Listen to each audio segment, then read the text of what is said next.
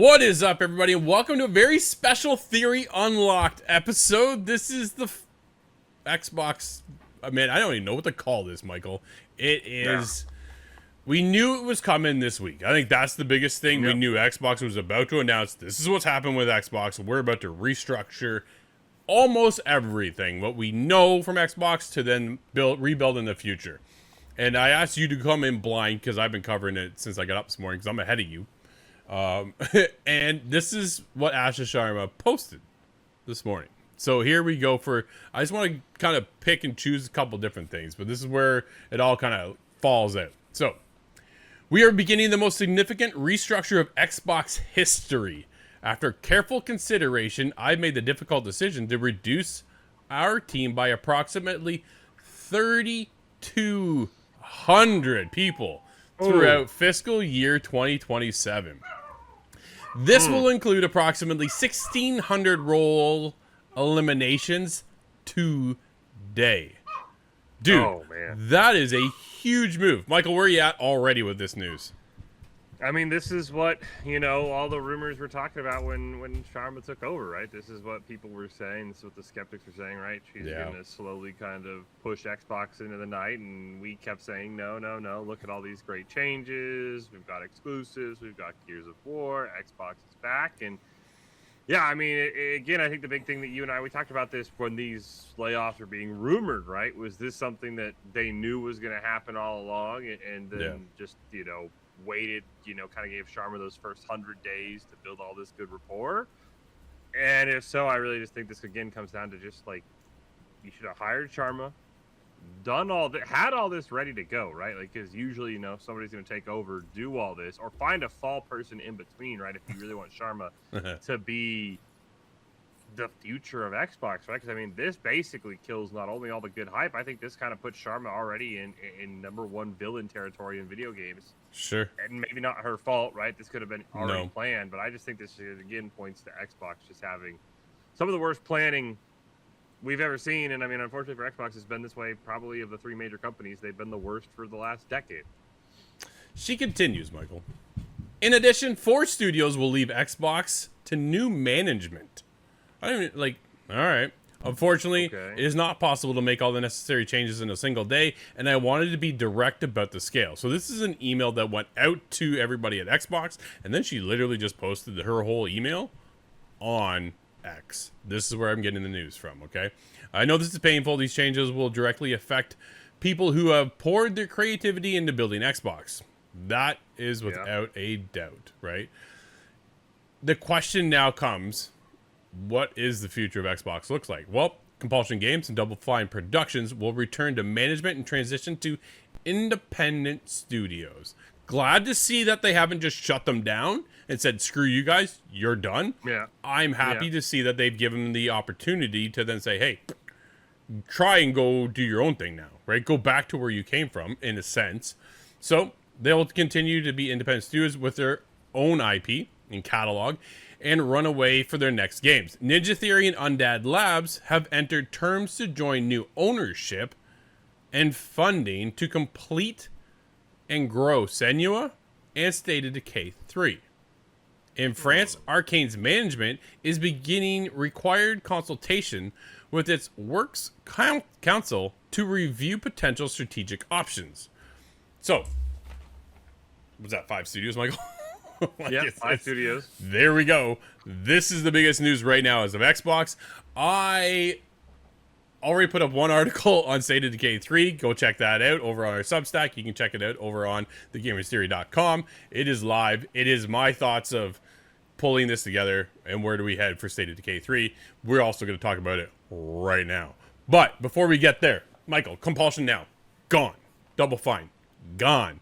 Ninja Theory, Undead Labs, technically gone. And now Arcane, man, 5 studios. And then she goes on to continue with this, right? We are also making reductions across other units and in some cases shifting investment to focus on higher priority projects. I can take a second to breathe that one, Michael. These changes vary in size across Activision. Oh, thanks. More Call of Duty. Bethesda, ZeniMax, Blizzard, King, Mojang, and Xbox Game Studios. None of our first-party publicly announced games or projects are being canceled as part of this reductions. That's cool. Everything we know about is coming. That's great. Here's the other part that I kind of cut. In addition, Mojang and King. King is the mobile side of Activision, for those who aren't aware. But they now report directly to Asha. These two studios are increasingly become platforms and are our largest by monthly active players. They bring critical geographic, demographic, and differentiation to Xbox. Michael, she's betting on Minecraft and all the mobile side of Activision Blizzard King. Yeah, I mean, sure, I get it, right? I mean, what? That's where the money is. Minecraft. I want to say, I think, isn't Candy Crush, I think? Yep. In there, yeah, right.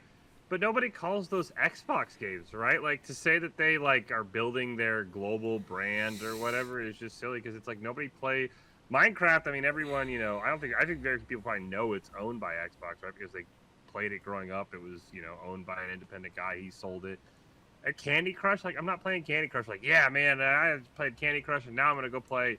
I'm gonna go buy an Xbox, right? Now, Candy Crush is for like moms who are like scrolling Facebook or watching my TV, mother-in-law, right? So it's ridiculous. It's ridiculous to claim that these are helping build Xbox. I know they make a bunch of money, but nobody thinks of these games as Xbox now. Nobody's playing Candy Crush, and is then eventually going to transition into Xbox. Like that's just, you know,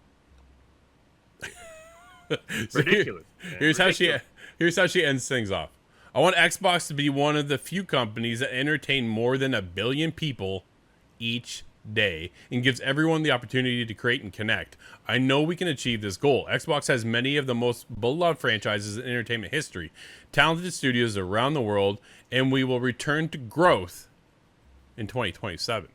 History is full of companies that mistake longevity and inevitability. We will not be one of them. Yeah, that's dude, it's a man. So they're going to return to growth in 2027, but we're going to shutter 5 studios right now. Well, yeah, we're going to grow because we have less expenses, really, right? That's... Well, she's also gone on to say that they're spending 3 to 10 times more than what they can afford right now. Is basically how she's highlighted this as well within her whole statement, right? So it's one of those... a really big range, by the way. Dude, that's kind of weird. 3 to 10, like I can see like 3 to 5, 8 to 10. 3 to 10 is... It says here, our businesses today is not healthy. We are operating at margins that are 3 to 10 times lower than comparable platforms and publishing businesses. So they're losing money left, right, and center. Because that's not how I read it. And maybe you're right. I read this as, okay, we're making less money than the shareholders are saying, right? But we're still making money, right? That's how I almost hear it. Like, oh, we're making money. We're just not making as much money as the shareholders think we should be making, right? Yeah. Which, yeah, I mean, to me, I think the big thing is, like, I get it. Minecraft's going to make you a ton of money. Candy Crush is going to make you billions of dollars. Those aren't Xbox titles, right? Those are Xbox sort of by association. She called them platforms. So, yeah. I think the big thing to me, right, I'm curious to see how the big studios that, you know, didn't get shut, that are still losing people but aren't getting fully shut down, right? You mentioned Activision. What does this mean for Call of Duty, right? The last one, not very good. What does that mean for Modern Warfare 4? Is it going to be noticeable in the product that's coming out that we're having people cut? Bethesda, right? You've written articles about it. We've all talked about it, right? Yeah. Elder Scrolls 6 is apparently still coming. What does that mean for Elder Scrolls 6 future? I mean, in Blizzard, I mean, they basically have one cash cow. I mean, I don't know what this means for Overwatch, right? They had this whole sort of rebranding. It's kind of brought people back in. So, yeah, I think to me, I'm more curious, I mean, because we know that, you know, the 5 studios, they're gone, right? There's not much change, unfortunately. Yeah. I'm curious how the big studios that are sticking with Xbox, what does their future now look like now that they're losing, I mean, what, 4,800 jobs over the next year, right? 1,600 a day, 3,200 over the next year. So yeah, I'm curious what those big titles are going to look like and how that's going to impact those studios, and if it's kind of going to be a self-fulfilling prophecy. Like, oh, well, we made cuts, but now Modern Warfare 4 sucks. It's like, well, yeah, because you just cut off probably, I don't know, a couple hundred people who were working on the game. It's unfortunate to see. Now we've obviously been covering this for quite a while now, leading into this. Like we all came off such a hype after Xbox Game Showcase during Summer Game Fest, and then from there they're like, "Wait a second, we're not done. Let me just build us a fire, and we're gonna jump all into it, right?" And this is where we're at now. We're losing 5 studios today, which is just heartbreaking. But again, the highlight is that they're not shuttered, which is I think what our biggest fear was. But now when we look at Xbox, they're banging on the buck of Minecraft, mobile, and Call of Duty. Like this is where we're at for Xbox, man. And then on the other side of it, like PlayStation's just pissed everybody off because they want all digital. So it's, but Xbox is about to follow suit. They just haven't said that yet. You just wait, man, because that's coming next for Xbox too. So what does this mean for the future? So she is planning to then rebuild this entire company from the ground up, but she's got the big heavy hitters where they paid $7 billion for ZeniMax, Bethesda. They paid almost 70 billion for Activision, right? Like it's these they can't let those go. And they're not going to put them as exclusives. Think about it. Call of Duty will never be an exclusive. What a mistake that would be because it makes so much money. So what are we banking on now for the future of Xbox? Becomes my biggest question, Michael. Where are you at? Do you care about Xbox anymore now that we've lost probably some of the most innovative and interesting companies to build unique titles out of this platform? I mean, I don't see how you can, right? I think Xbox is... What's the point of buying an Xbox, right? I think you and I have talked about this almost to death, and we don't even know anything about it, right? But I think the real thing that it comes down to is Project Helix has to do what no console has done in the past, right? Otherwise, I mean, PlayStation's already winning, right? PlayStation's been winning for, what, 2? Is it 3 generations now? This doesn't help you. Right? No. It's the PS4, right? Is that when it kind of swapped? So PS2 dominated. Like PS2 was on fire. Yeah. They come into 3. PS3 launches, and then at the time it was Jack Tretton, and they're like, "It's going to cost you $600. You're going to go get your second job to go buy a PS3." And then they lost the beginning of that race, but they ended on top. Is how that generation ended, which then carried the momentum forward going into PS4, PS5. This is where we find ourselves now because, like we talked to other developers and Sean Layden and the likes of the Xbox shifted in so many different directions where I think Asha now has stepped up and said, you know what, screw this. You're done, you're done, you're done, you're done. We're going in this direction. This is our focus. This is as shitty as this sounds, Michael. Xbox right now needs Asha to put everything on fire to then put it out and rebuild this brand because Xbox doesn't know if they're turning left, right, or going down the middle. Yeah, I think you're right. I think this is 100% necessary. I just think it feels like it's too late at this point, right? They needed this in like before the X and the S came out, right? Before that whole debacle, right? Because at this point, you don't have games that are worth playing, right? If I want to play first-party games, I go play on a PlayStation. Sure. Your console is just so damn confusing because you decided to release 2 of them for some reason, and some of the games can't be on the S, which then has led more games to not even be on Xbox because they force people to be on the S and the X, right? That's almost sort of the direction I hoped Asha would have gone, right? Is like, all right, we're going to fix our console issues, which I guess they kind of are with Helix eventually. I think the best part about this announcement and the thing that I think a lot of people were scared of when Asha took over, and who knows if it actually is coming, but she was very smart to not mention it. There was no mention of we're going to start to integrate AI to reduce costs, right? Because that was the big concern, right? She was from the Xbox or the Microsoft AI division. So there was like, okay, she's going to come in. She's going to force everyone to use AI. It's going to make Microsoft worse. Maybe that's the case. I know that there's, I think there's I know you told me not to read it. I was kind of scrolling through as you're going. There's something about we're going to have a cleaner code base. Maybe you could read into that, but that's at least the part that I'm glad she didn't mention, right? Was like, in order to cut costs, we're going to start focusing on using AI, and it's really, really good, and you guys are going to love it, right? Like a lot of other people have tried to say in different avenues. So I am glad she's, at least for now, avoided that pitfall. I think you're right. I think this is what Xbox needed. I just worry that it's, again, unless the Helix can do something we've never seen before, Drew, which you and I have talked about basically being a PC. Sure. I don't see how Xbox ever comes back. They're just so far behind. And as you said, all of their big studios, Call of Duty will never be exclusive. Elder Scrolls 6, if it ever comes out, can't be exclusive. And I mean, Blizzard doesn't really have like a PC game. I mean, Overwatch, I guess, but they don't have any new titles. So no, yeah, I mean, to me, it really just comes down to I don't know how Xbox comes back anymore. Yeah, it's such an like what a position for. I don't think Asha could come out and be the good guy regardless after Phil Spencer and Sarah Bond took this direction for Xbox and put them down this path, right? Which is why they're no longer part of the company and why Asha has taken over. So it's now a matter of figuring out how do we do this. Unfortunately, it's going to cost about 4,800 jobs, which is just mind-blowing, man, from one company to just go, okay, you're done, and all the other thousands of people. Hearts go out to everybody affected. Hopefully they land on their feet and can figure out what to go. This industry is becoming harder to stick around. This industry is becoming more challenging to even get into. And a lot of people, I think, if you are a game developer at this point, or even a journalist, I'll be honest, make you question why you even want to freaking be here, right? Like, that's I've talked to even some journalist friends of mine. I'm like, dude, why? Why? But it always comes down because this is what we love, right? Like the heart, the desire, the passion is there, and that's what pushes and propels us forward. And it's the same thing for the developers. But man, nothing is ever a guarantee. This is why Double Fine came over to Xbox. This is why Undead Labs came, Arcane, Bethesda. All these studios come over because the parent company is supposed to save them, not Shudder, right? Yeah. But here we are. All of a sudden now, like you're gone, and you're not all independent. I'm curious to see what this means for Double Fine and the team over there with Tim Schafer. What is their next game? They cannot put out another Kiln. They put out Kiln again. That studio might as well shut the doors.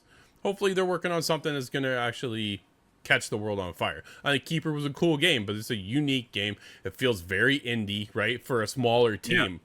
Double Fine, not that small in that sense, to then put out something that can't hit hard enough and connect with gamers. And the problem today's standard versus way back when Xbox and PlayStation even started was that there weren't as many teams making games. There weren't as many games dropping every single day. So here we are. We find ourselves now 5 games short within the company of Xbox. Do you think Undead Labs still brings over State of Decay 3 as a Game Pass title? Or do they say, forget it, we need to make money, we're not going that way if you're not going to fund us? Or they're funding enough to keep the game afloat, but does it land on Game Pass still, or is it completely gone?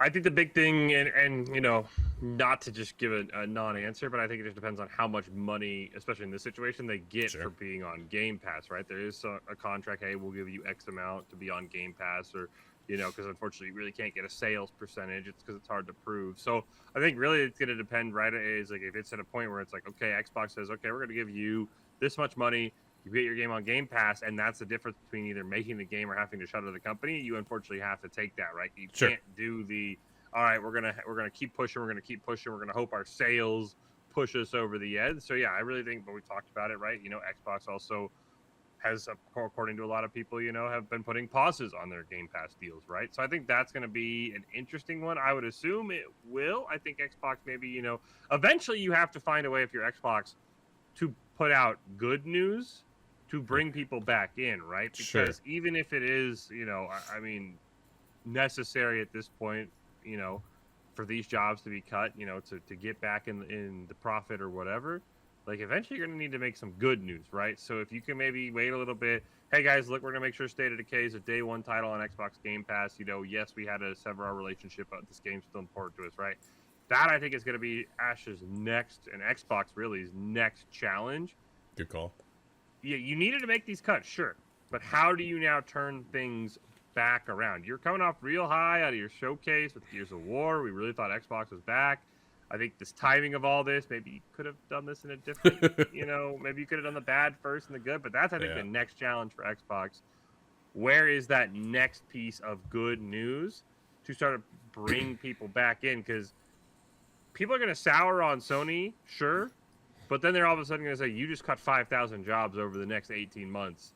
I'd rather go support PlayStation and have to go buy a digital game. So that, I think, is the next thing. Where is that good news coming from, Drew, to get people to be like, all right, okay, we see you, Asha. You did what you had to do, but you still clearly care about gamers, because right now it's hard to point to.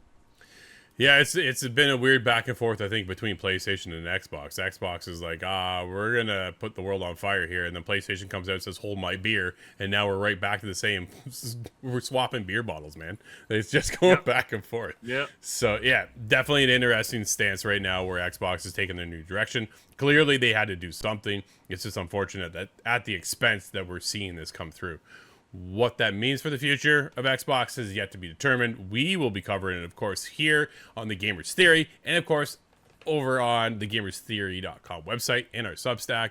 We'll be having more conversations on here, Theory Unlocked, and of course, we want to hear from you. Hit us up in the comments. Let us know what you think. Is this the right move for Asha and Xbox, or is this just the end of Xbox? Until next time, I'm Drew. That's Michael, and thanks for watching. And we'll see you all soon. Thanks.